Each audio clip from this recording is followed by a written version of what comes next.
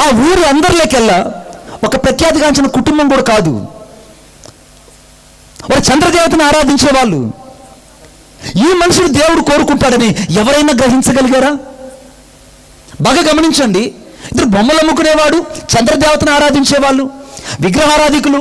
వీళ్ళ పూర్వీకుల ముందు కానీ పూర్వీకుల తర్వాత కానీ యావేని యెహోవా దేవుడిని ఆరాధించలేదు. ఆ దేవుడు కూడా వీరికి తెలియదు.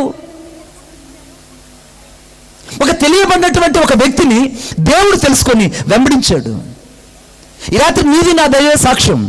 నిన్ను నన్ను దేవుడు సేవకు పిలుచుకున్నాడని మనం అనుకుంటున్నాం, కానీ ఆయన మనల్ని సేవకు పిలుచుకోవడం మాట ఎంత సత్యమో, మనకంటే ముందుగా ప్రణాళిక కలిగి ఆయన మనల్ని ఏర్పాటు చేసుకోవడం అనేది అంత సత్యం. ఆయన మనల్ని ఏర్పాటు చేసుకున్నాడు. అందుకే జగత్ పునాది వేయబడక మునిపే ఆయన సంకల్పం చొప్పున క్రీస్తులో నిన్ను నన్ను ఆయన ప్రసవ వేదన బడి కన్నాడు. నీవు నేను క్రీస్తులో కనబడ్డాం.